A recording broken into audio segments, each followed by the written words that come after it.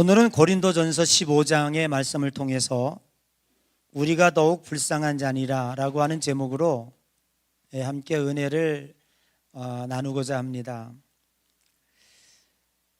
주후 50년경에 사도 바울은 기독교의 복음을 들고 고린도라고 하는 도시에 전도하러 들어갑니다. 그런데 이 고린도라고 하는 도시는 복음을 받아들이기에 굉장히 악조건이 많이 있었습니다. 그때 당시 고린도라고 하는 도시는 75만의, 진짜 그때 당시로 말하면 2000년 전의 인구로 볼 때 정말 메가시티지요. 그런데 이 고린도라고 하는 도시는 굉장한 지정학적으로 요충지입니다. 상업의 요충지예요. 모든 유럽으로 가는 배들이 거기서 정박을 하는 항구 도시입니다. 그러다가 보니까 굉장히 풍요로웠습니다. 여러분, 풍요롭다고 하는 것은 사실 복음이 들어가기가 어려워요. 돈이 많으려면 아주 많던지 적당히 많으면 참 그거 곤란합니다. 그래서 성경에도 이런 말씀이 있죠. 부자가 천국에 들어가는 것은 낙타가 바늘귀 빠져나가는 것보다 어렵다라고 하는 말씀이 있습니다. 그러니까 항구 도시이기 때문에 그때 당시에 재물이 풍부하니까 예수 받아들인다는 게 쉽지가 않아요. 우리 옆 사람 축복합시다. 돈 많이 벌어도 예수님 잘 믿읍시다. 풍요롭다고 해서 그 신앙을 저버리고 떠나는 사람들이 얼마나 많이 있습니까? 그런데요, 물질의 풍요와 함께 따라오는 것이 뭐냐면 퇴폐, 윤리의 문란함이었습니다. 그러니까 이 고린도라고 하는 도시는요, 그때 당시에 아주 문란한 도시예요. 그러니까 그때 근동에 이런 얘기들이 있습니다. 다른 나라들도 그런 얘기 하겠지만 고린도에 가면 망가진다라는 말이 있고, 그리고 욕을 할 때 야, 너 고린도 나가라 이렇게 말한다 그러는 거예요. 그러니까 고린도에 사는 사람들이 얼마나 주변 사람들에게 이제 그 좋지 않은 이미지를 가지고 있었는지에 대해서 우리가 분명히 알 수가 있습니다. 그리고 이 고린도라고 하는 도시에는요, 이방, 세계에서 제일 큰 이방 신전이 3개가 있었어요. 하나는 세라피스, 이시스, 아프로디테, 큰 신전들이 있었는데 이 신전들이 아주 성적으로 문란했어요. 그 신전들의 성녀라고 하는, 제가 그때요 설명을 안 해도 우리 고린도서를 제가 여러분들에게 강의를 했기 때문에 다 알 수 있으리라고 생각을 합니다. 수천 명이 그 성전에 이 이방 우상 신전에 거하면서, 여러분, 종교가 부패하면요 걷잡을 수가 없습니다. 종교가 이렇게 성적으로 문란하니까 온 도시 전체가 그렇게 될 수밖에 없는 거예요. 물질은 풍요롭지요, 성적으로 문란하지요, 그 뒷받침을 종교가 하고 있지요. 삼박자가 싸그리 맞아 들어가는 도시여요. 그런데 거기에 누가 들어갔다고요? 바울이 뭘 들고 들어갔어요? 성경책을 들고 들어간 거예요. 그리고 성경책을 들고 들어가서 복음을 전하는데 이 사람들과 가치가 정면으로 충돌한 거예요. 기독교 복음이 들어가니까 찔리는 거예요. 다 자기들의 행동이 찔리는데 그 중에 제일 충돌한 게 뭔지 아세요? 기독교 가치와 이들이 살고 있는 가치가 제일 충돌한 게 뭐냐면 부활교리예요. 여러분, 기독교에서 예수님이 탄생한 성탄절도 매우 중요한 절기예요. 그리고 여러분들이 지키는 맥주감사절이나 추수감사절기도 매우 중요한 절기예요. 이스라엘 사람들은 유월절을 지키고 있는데 그 유월절도 매우 중요한 절기일 수 있어요. 그러나 여러분, 기독교회에서 진짜 가장 소중히 여겨야 되고 가치 있게 지켜야 할 절기가 뭐냐면 부활절이에요. 기독교회에서 부활을 빼면 계란에서 노른자 뺀 거나 똑같아요. 제가 일부 때 초등부 아이들이 참석했어요. 야, 기독교에서 말이야, 부활의 교리를 빼면 계란에서 노른자 뺀 거나 똑같아. 그랬더니 걔들 뭐라는 줄 알아요? 우리는 노른자 없이 먹는 게 더 좋아요. 아이, 엄마들이 얼마나 콜레스테롤 생각한다고 노른자를 그냥 쓰레기 취급을 했으면 애들이 노른자 없이 먹는 걸 더 좋아한다고 그래. 하기자 흰자가 더 어떻게 보면 그죠? 식감도 좋고 고소한 맛도 있을 수 있어요. 그렇게 웃기더라고요. 그러나 노른자가 없으면 생명이 없는 거예요. 기독교의 교리는 부활이에요.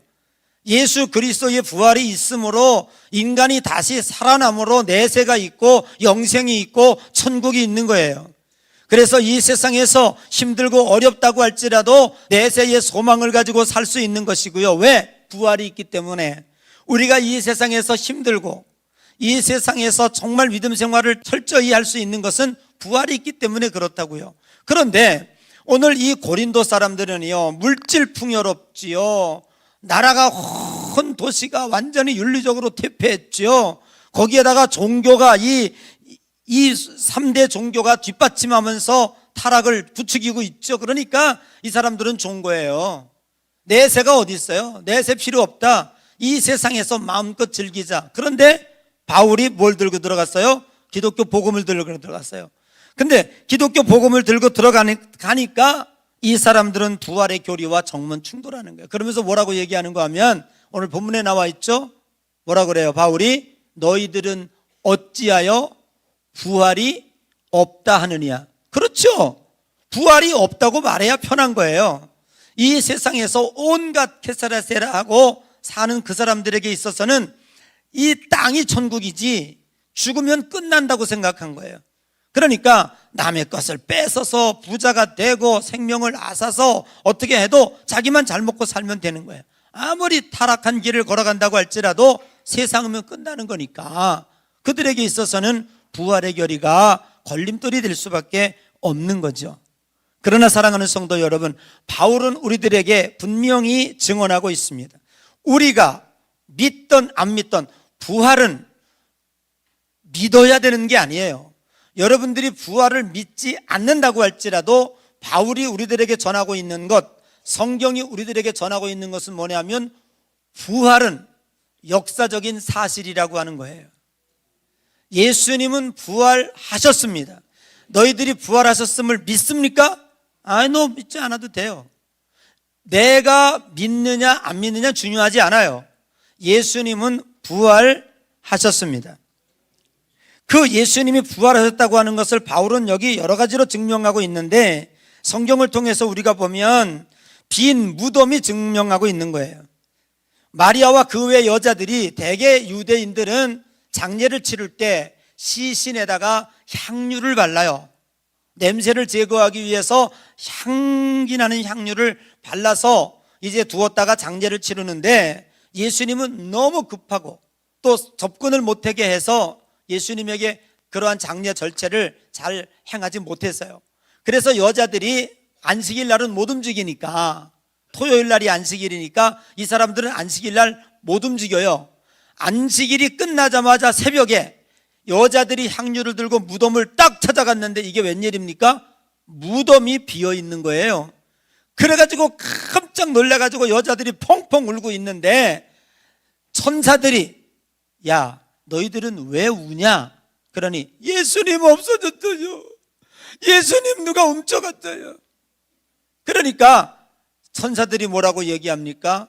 어찌하여 산 자를 죽은 자 가운데서 찾느냐? 예수님은 부활하셨느니라. 이 소식을 듣게 되지요. 이 소식을 들은 후에 이 여자들이 혼자 감당할 수가 없는 거예요. 누굴 찾아갔어요? 무서워가지고 문을 꽁꽁 걸어져가고 있는 제자들에게 찾아갔는데 그 제자들에게 이 얘기를 하려고, 예수님 없어졌다고. 그런데 천사가 이야기하는데 예수님 부활했다고. 그래서 성질 급한 베드로가 그 말을 듣자마자 싹 어디로 달려가요? 무덤으로 달려가는 거예요. 무덤에 가보니까 그 엄청난 돌멩이 바위 덩어리가 옮겨져 있고 그 안에는 세마포가 이렇게 예수님을 시신을 쌌던, 우리는 나라는 배옷으로 하죠. 배에 죽은 사람 시체를 싸는데 배옷으로 하는데, 이 유대인들은 세마포로 이제 시신을 싸서 장례를 치르는 거예요. 그런데 세마포가 예수님 누웠던 데 나란히 있고 머리에 썼던 수건이 그대로 거기 있는 거예요. 여러분, 여기서 우리가 뭘 생각해야 되냐 하면, 로마 병정들이 그 무덤을 지키고 있다가 예수님이 부활한 거예요. 그거 누가 봤어? 그들이 목격을 했어요. 그리고는 뛰어가서 대제사장과 바리새인들에게 이 얘기를 했어요. 그랬더니 이들이 깜짝 놀랐지요. 뭐라고 얘기했냐면, 이들에게 돈을 줘서 입막을 하고 돈을 주면서 절대로 예수가 부활했다는 말은 너희들은 하지 말아라. 그 대신에 밖에 나가서 제자들이 예수님을 훔쳐가다 가고 그리고 부활했다고 거짓부렁하는 거다라고 빨리 소문을 내라. 그렇게 했어요. 그러니까 오늘날 많은 사람들이 그 거짓부렁에 속고 있는 거예요. 여러분, 이것이 아닌 것이 분명한 게 두 가지가 있는데, 하나는 예수님이 제자들이 예수님의 시신을 훔쳐갔다면, 상식적으로 볼 때 여러분, 만약에 누군가의 시신을 들고 가면 시신을 쌌던 베옷은 벗겨놓고 그 냄새나는 3일 동안 썩어 문드러진 그 시체를 들고 가겠어요?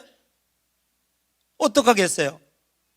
그냥 옷 입혀놓은 채로 들고 가야 되죠. 그런데 예수님이 부활한 그 자리에 세마포가 가지런히 누운 그대로의 모습으로 있었다고 하는 것은 무엇을 얘기해요? 제자들이 결코 예수님의 시신을 훔쳐간 것이 아니라고 하는 것이 증명이 돼요.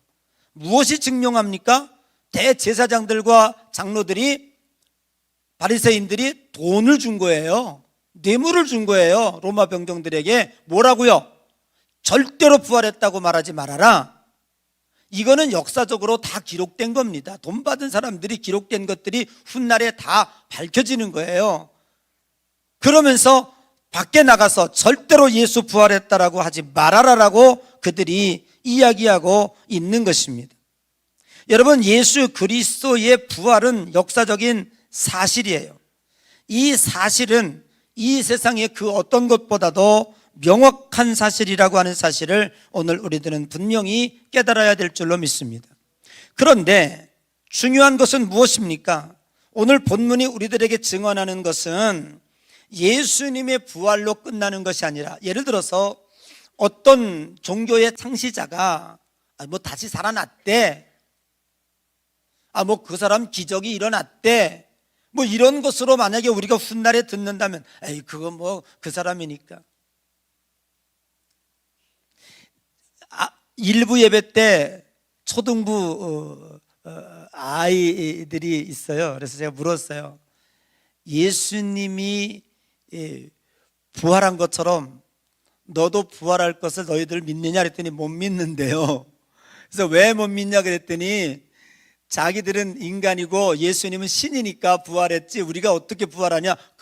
애들이 너무 똑똑한 거예요. 그래서 제가 그 얘기를 했어요. 예수님은 잠자는 자들의 첫 열매다. 그래서 나무를 심었는데 이제 지장로님이 참석했더라고요. 배나무 몇 년 만에 열립니까 그랬더니 5년 만에 열린대요. 묘목을 심으면. 사과나무는 몇 년 만에 열리고 한 3년에서 5년 사이 열리지 않겠어요? 그러더라고. 그분은 배나무 할아버지니까 배는 알 거라서 제가 얘기했어요. 자, 배나무를 심었는데 여러분 첫 열매는 많이 안 맺어요.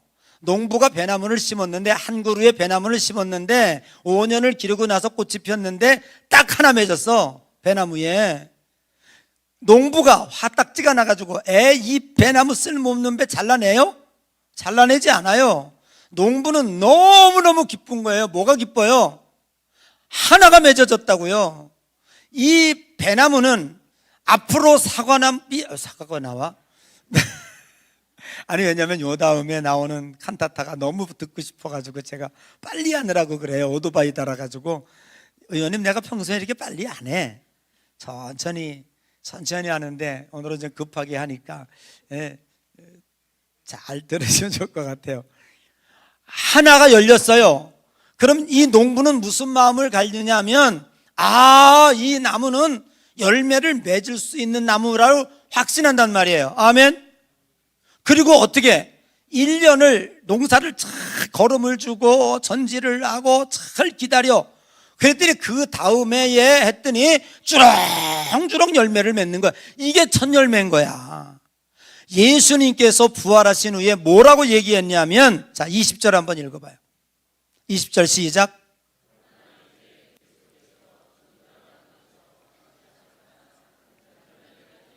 뭐가 되셨도다? 첫 열매가 됐다. 여러분, 예수 그리스도께서 부활했다고 하는 사실이 우리에게 뭐 그리 중요합니까? 2000년 전에 성인 하나님의 아들로 온 예수님이 부활하는 건 그건 예수님 일이지, 예수님이 신으로 왔으니까 혹 그는 부활할 수도 있지, 그렇게 받아들일 수 있고, 그건 초등학생 아까 얘기고요. 근데 예수님은 우리들에게 그렇게 이야기할까봐 예수님은 우리들의 잠자는 자들의 첫 열매가 되었다라고 우리들에게 분명히 말씀하고 있는 줄로 믿습니다. 오늘 저와 여러분들은 이 첫 열매의 소망을 가지고 오늘도 믿음 생활하는 거예요. 아멘. 아멘. 오늘 바울은 만약에 그 부활이 없다면, 예수님이 우리의 첫 열매가 되지 않는다면, 첫째는 예수 그리스도의 부활도 거짓되고, 두 번째는 우리가 그 사실을 나가서 증거하는 것도 거짓말이 되고, 세 번째는 우리 신자의 믿음, 여러분 다 거짓말쟁이 헛거예요. 네 번째는 그리스도 안에서 죽은 자들 망하였다는 거예요. 오직 예수님만 생각하고 아무것도 안 하고 신앙생활하다가 꼴까닥 죽어서 지금 묻혀 있어요. 얼마나 불쌍합니까? 세상에 그 좋은 것들도 못 해보고 말이죠. 오늘 엘리베이터 탔는데 어떤 집사님, 목사님 오늘 날씨 죽이죠? 죽인다. 그래서 속으로, 야, 너 놀러 갈래다 오나? 속으로 그랬어요. 그래서 제가 뭐라 그랬냐면, 그렇죠, 예배드려 오르기에 죽이는 날씨죠. 그랬어요. 여러분, 이렇게 좋은 날씨 여러분들 밖에 보세요. 배낭 메고 지팡이 짚고 등산 가고 어디 가고 놀러 가고 다 가기 너무너무 좋은, 오늘은 황사도 없어요. 미세먼지도 없어요. 이 좋은 날 여러분 왜 여기 와서 앉아 있어요? 만약에 부활이 없다면, 옆 사람 인사해. 네 지 불쌍하다 그래봐요. 부활이 없다면 죽은 자가 제일 불쌍하고, 지금 우리가 그 뒤를 따라가는 우리가 불쌍하다는 거예요.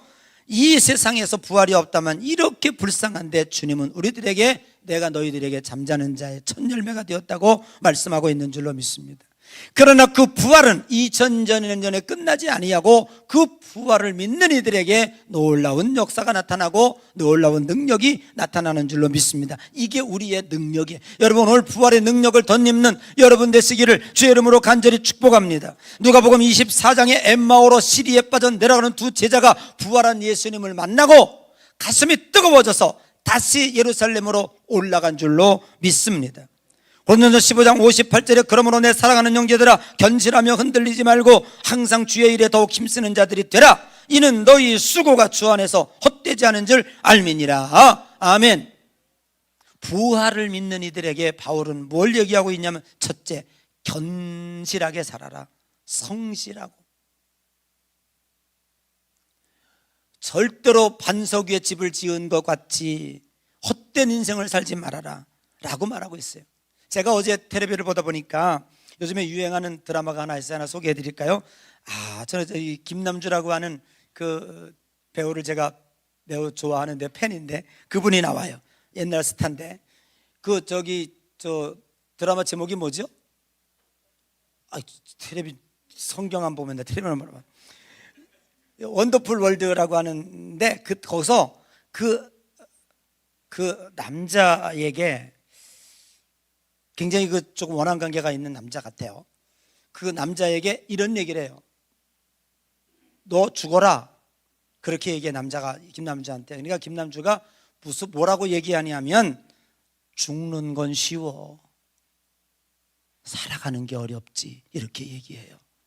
여러분, 우리가 이 세상을 정말 바르게 살아간다는 것이 얼마나 어렵습니까? 여러분, 우리를 지탱하는, 견실하다고 하는 말은 뭐냐면 무엇인가 든든한 나무에 붙어 있다는 뜻이에요. 여러분, 우리는 예수 그리스도에게 붙어 있을 때 견실하게 되는 줄로 믿습니다. 든든한 나무로 자라게 될 줄로 믿습니다. 그게 뭐예요? 부활이에요. 우리를 지켜주는 부활의 교리가 있으니까 우리는 든든히 이겨나갈 수 있는 거예요. 그리고 흔들리지 말라고 말씀하고 있습니다. 좌로나 우로나 뒤치지 마세요. 우리 의원님, 한 4선 해보니 어떻습니까? 별거 아니지. 총무까지 하셨잖아요. 그죠? 원내 총무 하셨잖아요. 맨날 잘생기게 해서 텔레비 보니까 좋았네요. 요즘 어디가 계시는지. 해보니 어떻습니까요? 별거 아니지. 아, 진짜 그렇죠. 간증 한번 하실래요? 남들이 다 부러워하고 그거 공천 안 해준다고 분신까지 하는 그거 해보니 별거 아니지.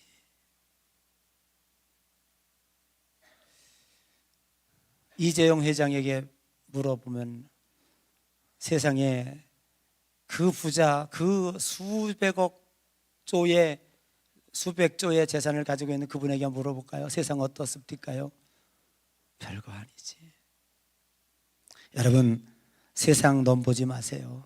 여러분이 선택하고 걸어가는 이 길이 길이요, 진리요, 생명의 길이에요.